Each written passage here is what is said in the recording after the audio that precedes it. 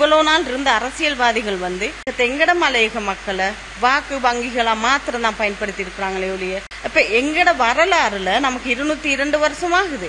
அதே மாதிரி இந்த நாட்டை ஆட்சியை இவங்க கைப்பற்றி 76 வருடமாகுது.